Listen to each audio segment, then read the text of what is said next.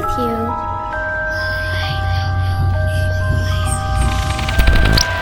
You're not afraid of the dark, are you?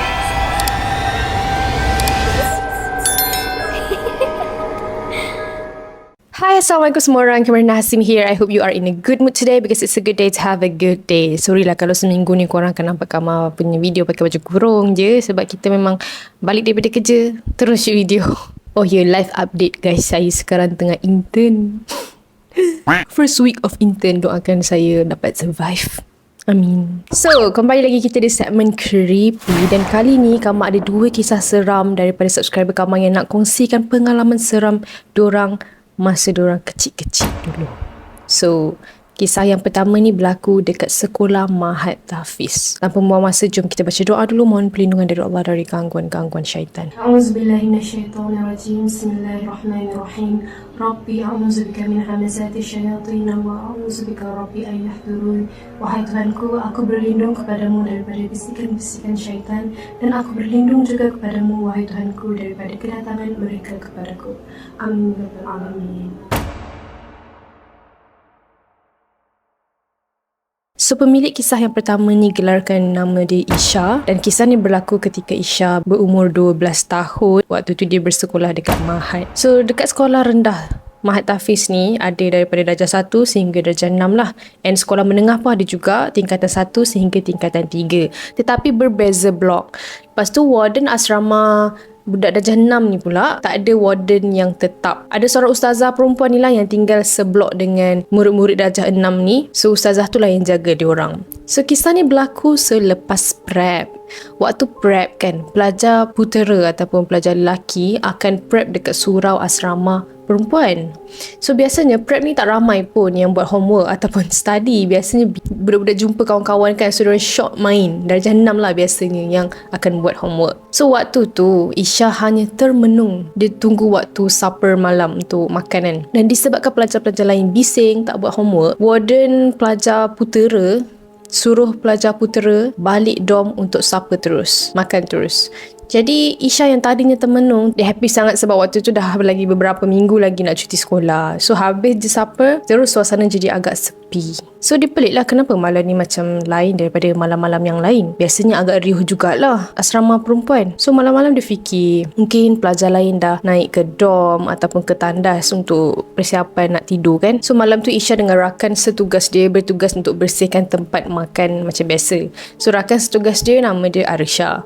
Jadi Arisha ni seorang yang agak penakut lah. Sepatutnya Arisha yang naik dorm lambat sebab dia jenis yang kalau buat kerja tu lambat, tapi disebabkan dia penakut, dia selalu lari daripada bertugas. Jadi Isha pun temankanlah dia buat tugas dia kan. So lepas dia Isha ni teman Arisha kawan dia ni datang dekat Isha. Dia cakap, kami nampak budak lelaki lah dalam surau. So Isha pun cakap lah, mengarut lah hampa ni, mana ada budak putera duduk dalam surau kita ni. Cuba hampa panggil dia suruh keluar. Ni macam bunyi-bunyi kedah je ni. So diorang pun pergilah check tengok surau tu. And then tengok memang tak ada. So Isha berkatalah, mana ada siapa-siapa dalam ni. Kemudian Isha ni nampak kelibat budak seakan macam pakai jubah warna putih, badan dia kecil, berlari-lari dalam surau tu.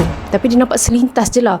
Terus Isha ni alihkan pandangan tau. So dia dengan kawan dia Arisha tadi saling berpandangan antara satu sama lain dan terus berlari ke tangga untuk pergi ke dorm. Sampai je dekat dorm dia rasa lega sikit. So dia tanyalah satu dorm tu kan, ada budak lelaki ke kat bawah? Kat bawah tu which is kat surau lah. Lepas tu Arisha terus mencelah kan. Dia cakap, tadi kami dengan Kak Isha nampak ada budak lelaki dalam surau. So satu dorm tu tak percaya apa yang diorang cerita. Kata diorang salah nampak je kot. Jadi dia macam Isha sesegeram lah kan. Tapi Isha terus tidur je. Menyesal jugalah, sepatutnya kalau nampak benda tu elok baca doa. Tapi tak. Lepas daripada kejadian tu, ada efek dia tau dekat Isha ni, which is Isha jadi susah nak menghafal Al-Quran. Dan masa dia nak solat pun, bacaan solat dan juga surah Al-Fatihah pun dia tergagap-gagap. So Isha rasa sedih jugalah sebab bila ustazah nak tasmik kan, asyik kena marah sebab tak lancar dia punya bacaan tu. Tak lama akhirnya cuti sekolah. So dalam kereta kan, Isha terus mengadu dekat mak ayah dia pasal benda ni kan. Jadi mak dia cakap lah, ada benda lah tu. So waktu tu Isha seorang yang budak 12 tahun, tak faham apa yang mak dia cakap. Dan perbualan tu terhenti dekat situ saja. Satu hari ni ada seorang makcik tukang urut ni datang ke rumah untuk mengurut mak Isha ni. Waktu tu mak Isha tengah mengurut Jadi Isha lalulah depan makcik tu untuk ambil tisu. Tiba-tiba makcik tu pandang Isha ni lain macam tau. Lepas je mak dia mengurut, mak dia panggil Isha sebab makcik tu nak cakap sesuatu dengan Isha. Dia tengok Isha, lepas tu dia senyum. Dia kata, kat asrama ada tegur benda ke? Lepas tu Isha cakap lah, ada ternampak budak lelaki lari dalam surau. Makcik tu pun pegang bahu dan baca-baca lah kan. So makcik tu kata, budak tu ditumpang dekat bahu. Dia tumpang dekat bahu guys. Makcik tu kata makcik tu nampak masa Isha ni lalu kat depan dia. And makcik ni ada kelebihan tu lah, boleh nampak makhluk halus. So Isha terkejut lah bila dengar kan, meremah gila waktu tu. Makcik tu pun suruh dia mandi dengan limau sebelum maghrib. Lepas je Isha diurut, baca-baca semua dan mandi limau, terus Isha rasa macam ringan tau badan dia. Dan makcik tu pesan baca ayat kursi untuk perlindungan. Barulah Isha ni terfikir, mustahil lah kalau budak yang dia ternampak tu murid dekat sekolah Mahat tu kan. Sebab waktu prep tu sangatlah jarang-jarang pelajar lelaki nak pakai jubah waktu prep. Kalau ada pun budak dari Jahannam yang dah kehabisan baju. So dari situlah Isha kata apa yang dia cuba nak sampaikan, dia belajar untuk lebih berhati-hati dan sentiasa mengamalkan ayat kursi. Alhamdulillah lepas tu tak adalah gangguan-gangguan lagi berlaku dekat dia. So let's move on to the next story tentang kisah seram semasa lawatan sambil belajar. So, pemilik kisah ni menggelarkan nama dia Rin. So, kisah ni terjadi pada tahun 2018 tau. Masa tu Rin merupakan seorang pelajar Form 6 semester 1 dan pada hujung tahun 2018 tu, pelajar pra-university yang terpilih akan terlibat dengan program lawatan sambil belajar ke Selangor dan Putrajaya selama 1 hari. Kiranya lepas subuh diorang bertolak dan lepas isyak lah diorang berangkat pulang daripada lokasi yang diorang pergi tu. Dan antara tempat yang diorang pergi termasuklah kilang Barrels yang coklat tu, UPM Serdang, IOI City Mall Putrajaya, dan hentian yang terakhir adalah Masjid Putrajaya, iaitu hentian yang memang diorang tak plan pun. So sekarang ni Rin baru saja menghabiskan pengajian dia dekat universiti tersebut. So kisahnya masa diorang jalankan aktiviti tu kan, aktiviti tu berjalan seperti biasa, bermula dengan melawat kandang kuda dekat UPM, melawat Muzium Warisan Melayu, rumah-rumah tradisional. Selepas tu, diorang terus bertolak ke IOI City Mall Putrajaya. Masa tu dah menjelang maghrib. Masa diorang dekat mall tu, diorang bersukaria tau, gelak-gelak tanpa sedar yang diorang sebenarnya telah diganggu pun masa diorang melangkah masuk ke dalam mall tersebut. Disebabkan diorang terlalu seronok, diorang ignore semua rasa ataupun aura negatif yang tak kenalah dalam mall tu kan. So bermulalah bila ada beberapa orang pelajar yang ikut lawatan tersebut telah dirasuk. Bila ada seorang budak kena rasuk time tu kan, masing-masing time tu macam teringat balik lah ada benda pelik yang terjadi masa diorang kat mall tadi kan, yang pada awalnya diorang sebenarnya cuba ignore benda tu. So ini kisah dia masa diorang betul-betul sampai dekat mall tu. Lepas dia tukar baju dengan solat, diorang terus cari lift untuk ke tingkat shopping mall. Masa dalam lift tu hanya diorang berenam, tapi lift tu berbunyi macam muatan penuh ataupun terlebih berat. So Rin dengan sempoi ni kan, dia halau kawan dia lagi 3 orang sambil ketawa lah sebab macam kelakar kan, korang lah ni berat sangat, keluar dulu. So tinggallah 3 orang kat dalam lift tu. Selepas 3 orang kawan dia keluar, ingatkan dah okey lah kan, tapi lift tu masih berbunyi macam tanda terlebih berat. Jadi diorang macam pandang each other. Lepas tu kata, apa yang berat lagi? Kita bertiga je kot. Lift ni lambat detect kot. Dah ada orang keluar tadi. Rin kata macam tu sebab dia nak sedapkan hati lah. So, diorang hanya diam je dalam lift tu sampai lift tu naik ke atas. So, dia tak tahulah ini benda yang ada dekat mall tu ke ataupun benda yang mengikut diorang ni dari rumah-rumah tradisional yang diorang melawat tadi tu. So, macam biasa lepas isyak kan, diorang disuruh masuk ke dalam bas dan masa tu lah diorang diganggu menjadi-jadi. Diorang tak jumpa bas. Korang bayangkan nak balik ni dah malam weh. Dah malam dah pun. Dah gelap dah pun. Diorang tak jumpa bas. Lift yang diorang naik tu, dia duduk turun naik dekat tempat yang sama berulang kali sampaikan diorang terus keluar daripada lift tu dan nak cari pelajar-pelajar lain lah dan juga cikgu yang masih ada dekat shopping complex tu kan, untuk pergi ke bas bersama-sama. Tapi setelah diorang sampai ke MACD, which is tempat di mana ada cikgu dan juga kawan-kawan yang lain, ada seorang classmate dia ni bergurau kasar lah yang buatkan kawan baik Rin terasa and bad mood dan terus pergi dari situ. Kemudian kawan Rin yang terasa ni ambil keputusan untuk pergi ke bas bersendirian ya. Nasib baiklah Rin ni sempat kejar dia and diorang gerak bersama-sama 2 orang. So pada mulanya okey je. Sampailah tiba-tiba ada terserempak dengan seorang makcik ni. Dia berjubah hitam tau. Dia ada dalam lift tu. Tiba-tiba dia sapa diorang. Kamu berdua nak turun ke? Dalam lift tu hanya ada 3 orang tau. Rin, kawan baik dia dan juga makcik tersebut. So Rin pun jawab lah.